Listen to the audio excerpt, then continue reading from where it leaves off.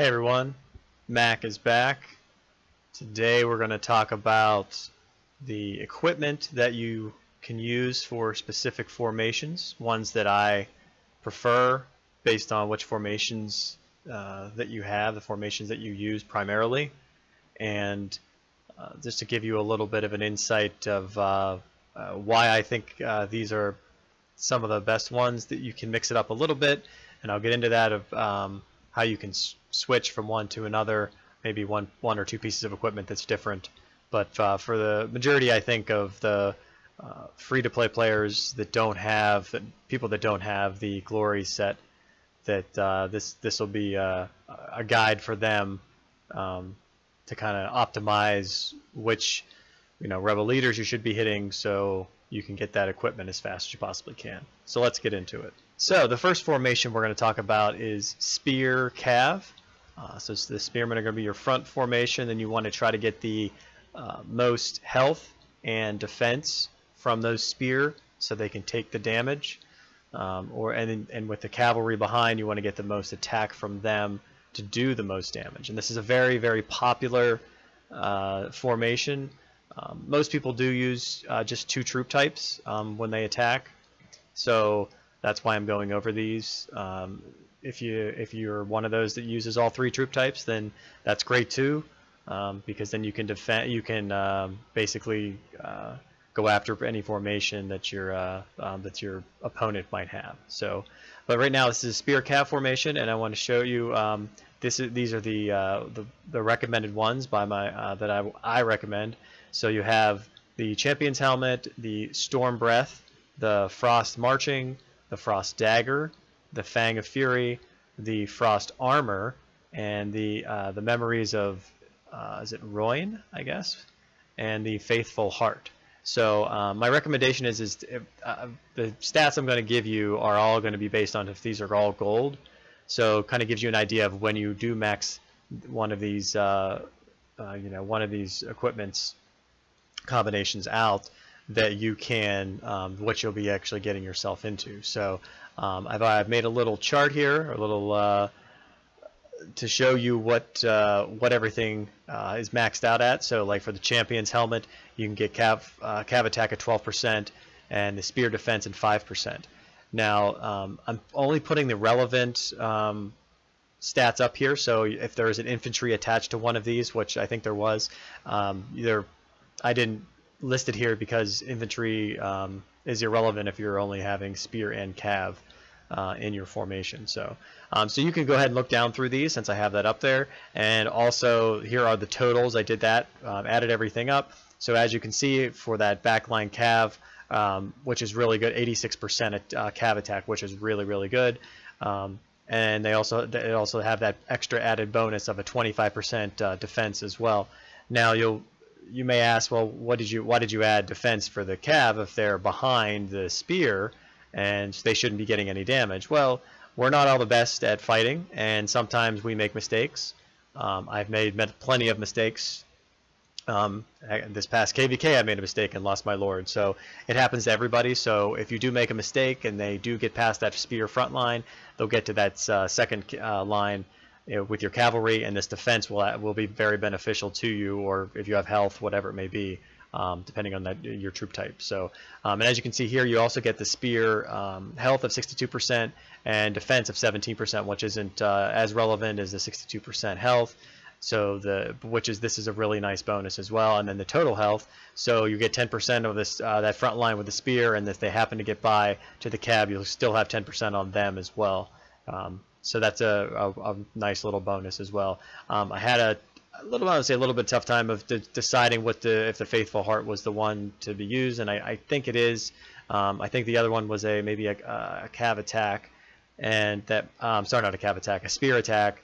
So they were in the front line, and I can see the change if you want to make that change and not go with the total health and go for, I believe it's a 6% extra spear attack. So you just get a 6% on there, which isn't bad. It's just like I think I would prefer the 10% health, so you could get a little more of the buff for the cavalry.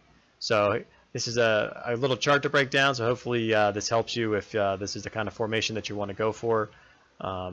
Let's move on to the next one. So for the next formation, we're going to talk about Cav Infantry, and these are the equipment that I would prefer. And you're going to have the Storm's Rage helmet, the Sun Spear blade, the Storm's Rage leg, the Storm's Rage axe, the Whispers of Winter, the Storm's Rage armor, Memories of the Roin again, and the Faithful Heart once again. So those are the ones that I would prefer in this formation. And then we're going to bring up again another little handy chart here that has the Cavalry Infantry formation, and as you can see, the the stats that go along with each piece of armor when it's at gold. And then I've constructed this down here for the totals to help you out. So if you do prefer the Cavalry Infantry formation, the cavalry buff that they give you for to absorb damage is 62%. Health and 37% defense, so that's really good to help out. It was actually better than the previous formation as in regards to absorbing damage. However, it's a little bit less attack, as it was 86% attack on the last one, where this one's only 74%.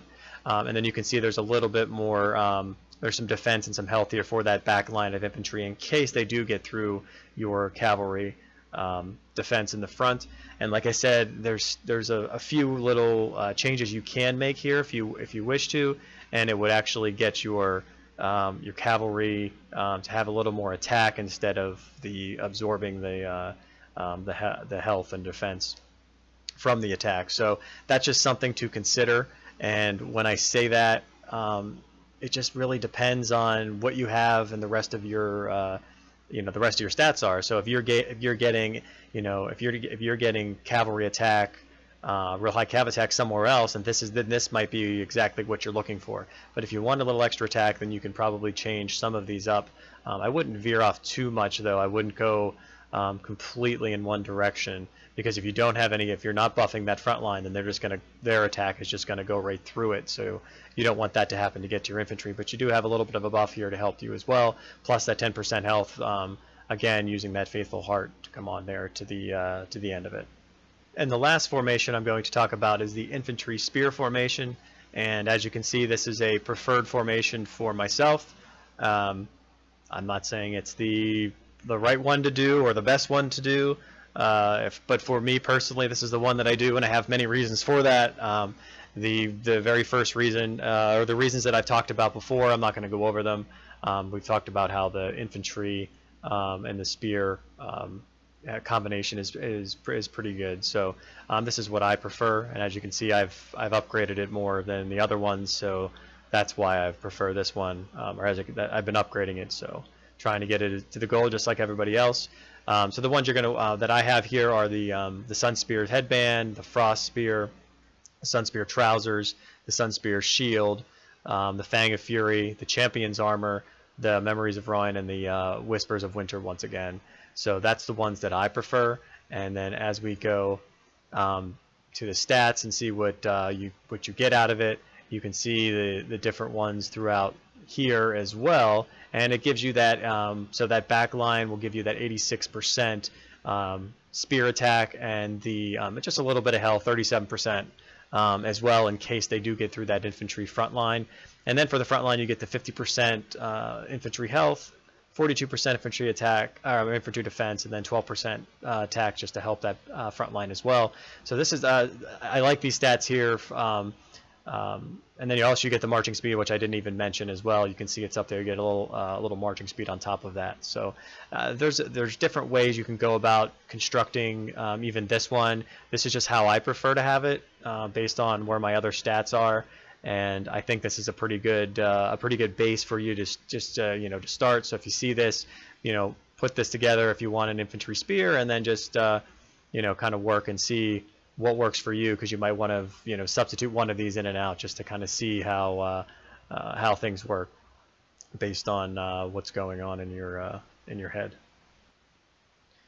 And last but not least, I just wanted to show the just a comparison for each formation, as you can see here. So you have the infantry spear, cav infantry, and the spear cav. The reason that I chose these three formations as well is because they're the more optimal formations, the last ones that you unlock, because the back line here, Spear, will counter the counter to the infantry, which is the cavalry. So, and the same for the other ones as well. But as you can see here, so like if we try to compare the infantry and Spear with the Spear Cav, so that back line gets 86% attack, and so does the Cav here. The Spear get a little bit, have a little better health and 37%, but you really don't care about that too much. Same here with the 25%, you really don't care about the back line having that. Now for the infantry buff, they have 50% health compared to 62% health down here, so that 62% is actually better than the 50% health here for the percentage-wise. However, the infantry base health is actually higher than the spear health, so this 50% actually isn't as bad as you'd think with that spear health being higher. So that's something you need to consider when you're making these formations and increasing your equipment to make them better. So, but you can see they're 50% here, and then 42% defense, and then a little bit attack. Or down here, there's no attack for that spear at all for the front line, which is fine. You don't need that. Well, you need it, but it'd be nice, but you don't have that. But you also have the 10% total health, so now you're saying this is a 72% instead of the 50%. So that actually is a little bit more than. So that may be a little more comparable when it comes down to it if you figure out that that part of it. And then you have some defense in there as well, which isn't as high as the infantry defense, but you're not too worried about it as well. And then I don't want to leave out the the Cav infantry. Is that it's not a bad formation either. As you can see, the infantry has 74%, which is lower than the the other back formations as well. And then you have but this one has the Cav health, the front line, has 62% health and 37% defense, and then you can compare and see which one. So I hope this little chart here actually helps you, so you can figure out which equipment that you want and which one you're going to be upgrading, and then you can see the kind of stats that they produce in the future. So hopefully you can get them all to gold, and we'll be happy, right? All right, until next time, Mac out.